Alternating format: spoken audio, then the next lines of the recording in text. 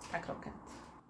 Olá a todos, bem-vindos ao meu canal. O meu nome é Rita e hoje vou-vos dar 5 truques, 5 dicas ou 5 coisas que eu gostaria de ter sabido sobre esta planta que todos nós adoramos odiar, que é tão linda e maravilhosa nas lojas e depois trazemos-la para a nossa casa e de repente parece que tudo corre mal, não é? Portanto, vamos a isso. Então, as 5 coisas que eu hoje vos vou falar vai ser uma sobre cada um dos seguintes tópicos. Portanto, vou-vos falar sobre rega, substrato, a luz, a poda e a propagação desta planta. Então, em relação a esta planta, assim, a minha experiência no global, por incrível que pareça, ainda que ela seja assim tão sensível, eu posso garantir que é uma planta de baixa manutenção. Ou seja, ela sobrevive estando ali, existindo.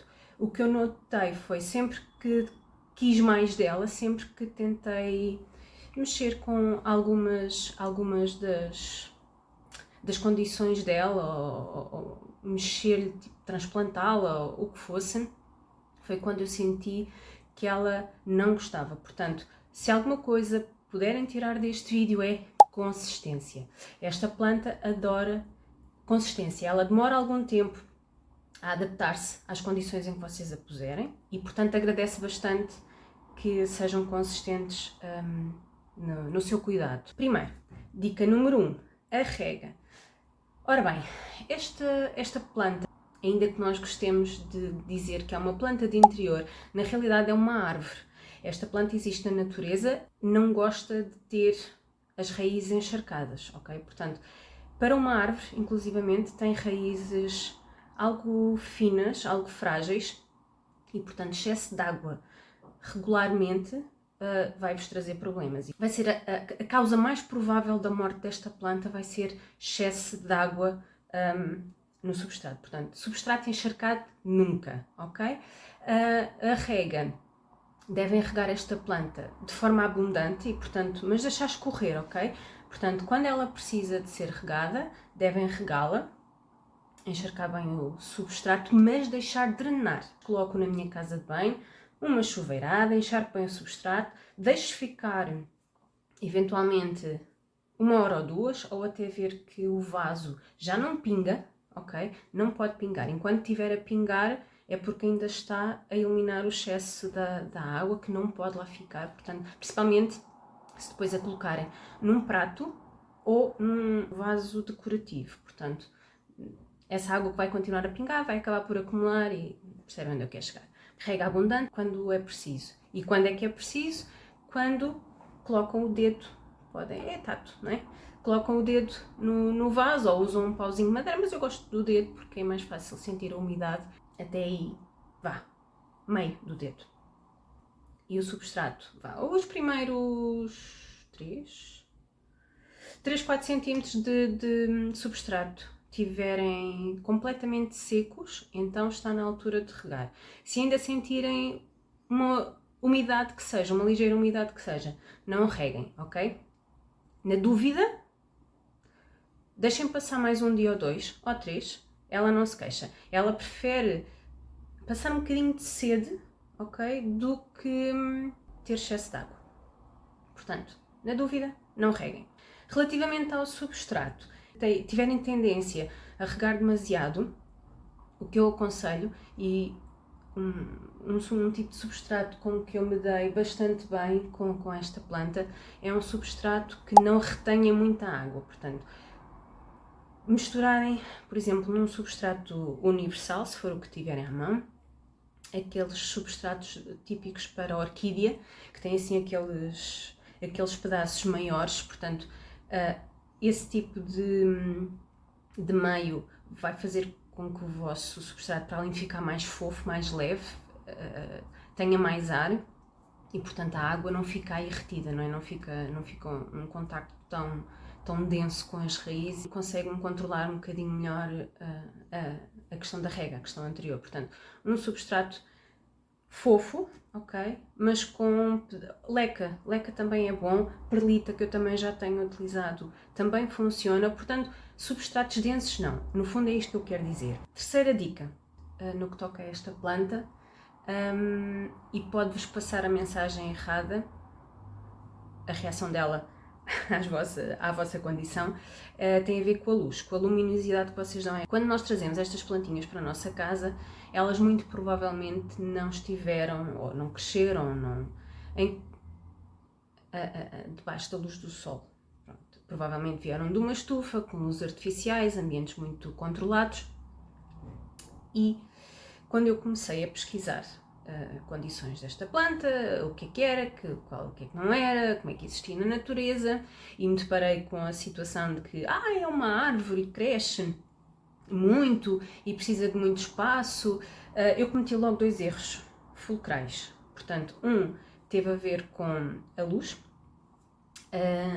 e o outro teve a ver com o tamanho do vaso, mas já lá chegamos. Esta vai ser uma dica extra, ok? Fiquem até ao fim para ver. Então, a luz é uma árvore, existe no exterior, gosta de sol, certo? Não, principalmente quando vem das lojas. Ela não gosta de sol direto, portanto, se não estiverem preparados para abdicar de todas as folhas lindas e maravilhosas com que a compram, assim verdes, não é? Bonitas, preparem-se para ter que lidar com esta situação. Portanto, isto foi a minha tentativa de a colocar ao sol, né? Para trazer aquelas folhas grandes, bonitas, para que elas crescessem rapidamente. Portanto, não funcionou. Não funcionou comigo e garanto-vos que não vai funcionar com vocês, porque estas folhas verdes que vocês veem nasceram com a planta com incidência direta intensa de sol. Portanto, desde pequenininhas, desde bebés que estão habituadas a lidar com excesso de luminosidade, por algum motivo, quando as folhas já atingiram a maturidade numa determinada condição de luz, não gostam de mais. Pode tolerar menos, e isso vai se verificar num crescimento um bocadinho mais lento, portanto a planta vai estar assim um bocadinho mais adormecida, vai tolerar, não vai ficar super feliz, não vos vai crescer imenso, vai tolerar, mas depois de atingirem a maturidade, excesso de luminosidade, principalmente sol direto, de uma janela virada a sul, que foi onde eu a coloquei, como veem, ela não vai gostar. Estes danos são irreversíveis, ok? Toda ela tinha folhinhas até baixo, né? Mas à medida que a criança foi crescendo, as folhinhas foram desaparecendo. E, portanto, o que é que eu decidi fazer? Bem, ela mais feia do que isto não pode ficar. Decidi cortá-la. E aqui entramos na nossa quarta dica. Se eu soubesse o que sei hoje, garanto-vos que tinha feito uma poda acentuada há mais tempo. Eu comprei-a, devia ter aí 1 metro de altura. Esteve comigo 4 anos até eu decidir cortá-la pela primeira vez. Em maio do ano passado, cortei-a, não sei se vão conseguir ver, mas cortei-a por aqui. Posso dizer que ela passava aos 2 metros de altura, portanto ela foi crescendo, parecia uma espiga e eu não gostei. Se procurarem imagens desta árvore, é uma árvore que tem tendência a ramificar, fica mesmo com o aspecto de árvore, portanto é um tronco grosso e ramos. E não era nada disso que eu tinha. Eu não queria uma espiga, eu queria uma árvore. Portanto, a minha intenção, neste momento, vai ser continuar a engrossar, a fortalecer este tronco, ok? E a ramificar daqui para cima. Portanto, eu tomei coragem, achava que ela não ia resistir porque tinha tantas folhas feias, tantas folhas secas. Ela não vai aguentar. Ainda para mais em maio, não é? Não é a altura ideal. Mas eu estava farta e pensei, bem, não tenho grande coisa a perder neste momento. Portanto, decidi, cortei, coloquei-a num espaço em que recebia luz do sol, não diretamente nas folhas que já estavam queimadas para não prejudicar ainda mais, não é? Porque essas folhas já tinha percebido há algum tempo que não funcionavam com excesso de sol. Para minimizar o choque, coloquei assim numa janela virada a sul, mas com uma cortina transparente à frente, portanto, para atuar como se fosse um filtro. O que eu comecei a verificar foi que assim que eu cortei, houve alguns pontos, alguns nodos que foram ativados e isso arrebitou-a, portanto deu-lhe alguma força e portanto pode sim, ok? É bom para as nossas plantas, por muito que nos assuste, eu pensei, ok, mas isto não é uma planta verde, isto é um tronquinho, ainda é rijo, como é que vai nascer daqui folhas tenrinhas? Não, cresce.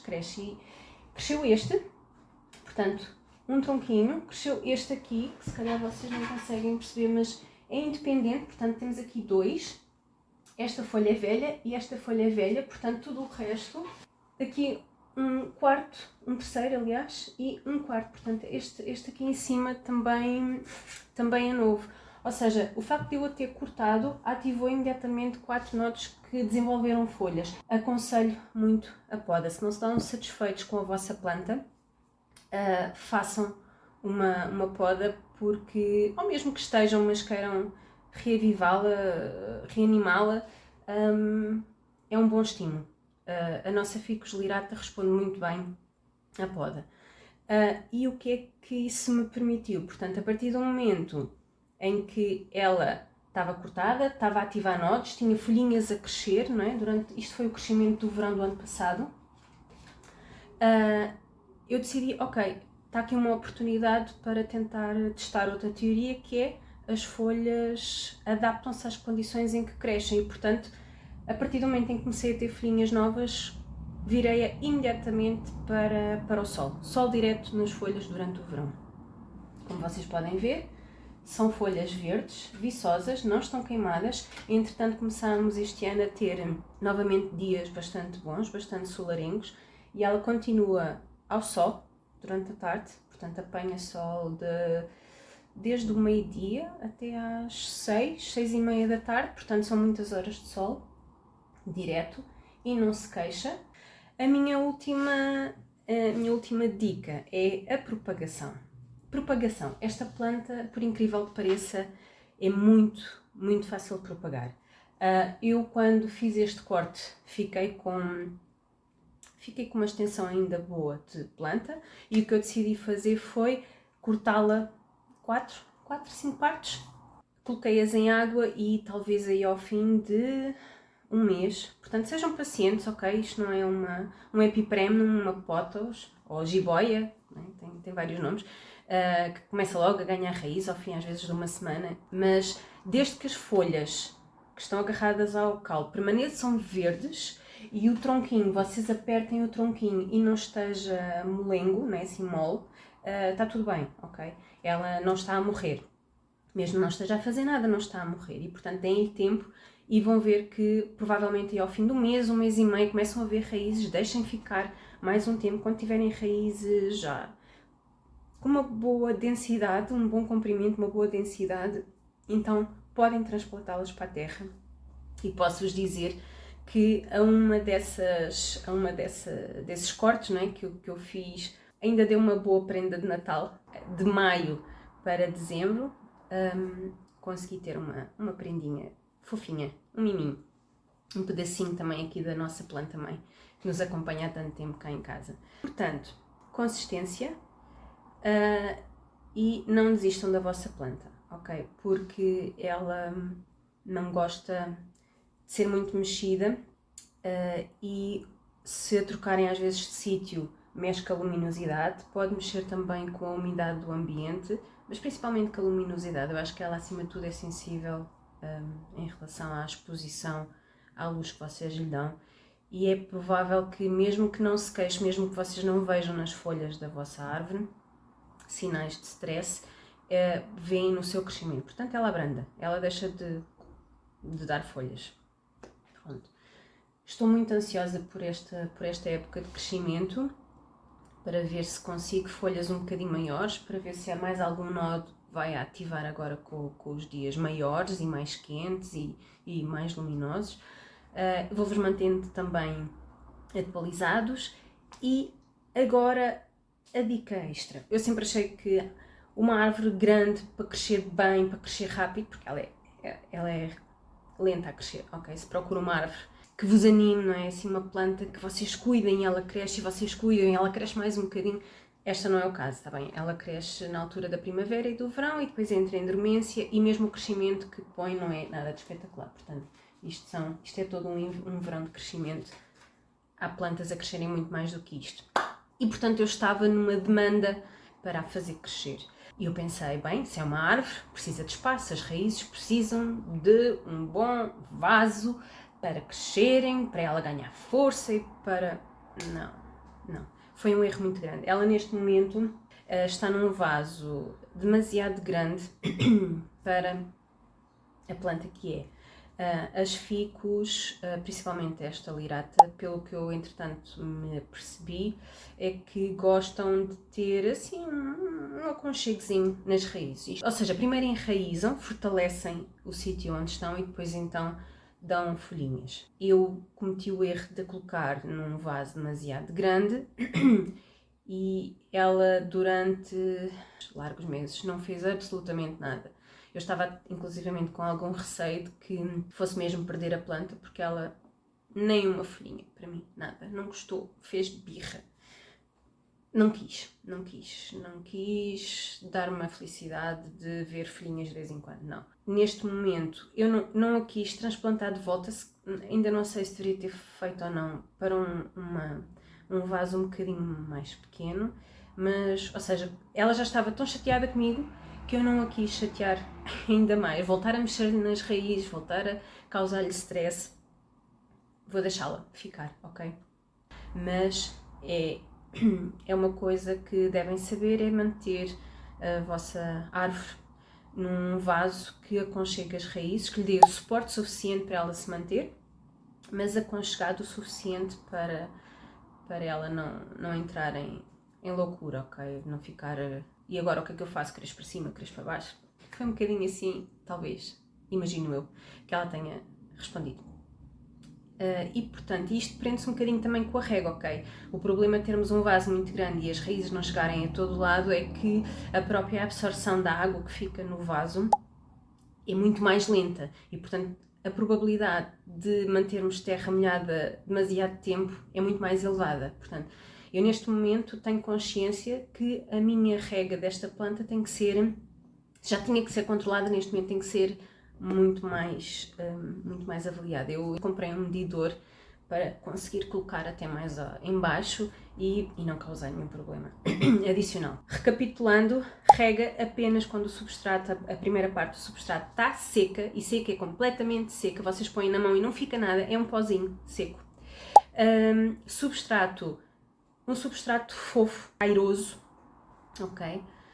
A luz de intensidade alta, mas não direta, isto se quiserem manter as folhinhas da vossa ficus, se a quiserem habituar ao sol direto, tem que ser uma transição gradual, tem que ir pondo a vossa plantinha aos poucos ao sol. Quarta regra, portanto, podar, sem medos, ok? Porque não lhes faz mal nenhum. Desde que deixem uma folhinha, eu acho que mesmo que não deixem folhinha nenhuma, eu acho que ela responde. Eu ainda não testei, portanto não vou jurar sobre essa regra, mas podem, ok?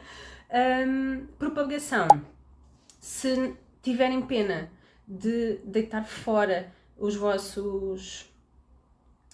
as partes da planta que acabaram de podar, coloquem-nas na água, tirem só a folhinha do meio, não deixem folhas dentro da água, ok? Tirem, não é do meio, é as folhas de baixo, de forma a que tenham apenas, sei lá, 10 cm, 10, 15 cm de caule dentro da água, mantenham esse caule submerso e esperem uns meses, vão ficar com plantinhas para dar e vender, literalmente, ok? Pronto, ainda que seja uma plantinha lenta, conseguem propagá-la muito bem. E o vaso, ter atenção ao vaso, tentar sempre que seja adequado, não demasiado grande, pequenino, ela tolera mais, mas também vou perceber se começarem, se não tiverem um vaso transparente, se tiverem um vaso opaco, não é? Se tirarem um bocadinho e virem que não está cheio de raízes, deixa ficar, ela não se vai importar com isso, ok? E pronto, estas eram as minhas dicas principais para lidar com esta pequena diva. Se acharem que eu podia ter feito alguma coisa melhor ou estar a fazer neste momento alguma coisa melhor, partilhem comigo, coloquem por favor nos vossos comentários, eu vou lê-los a todos e deixo aqui a porta aberta, está bem, para uma discussão, neste caso da nossa Ficus lirata ou qualquer outra planta que vocês tenham em casa. Espero que tenham gostado, espero acima de tudo que vos seja útil e se vocês tiverem, portanto, alguma coisa também que me queiram dizer, estou perfeitamente disponível e aceito tudo, ok? Vamos partilhar conhecimento em relação às nossas plantinhas. Até à próxima. Beijinhos!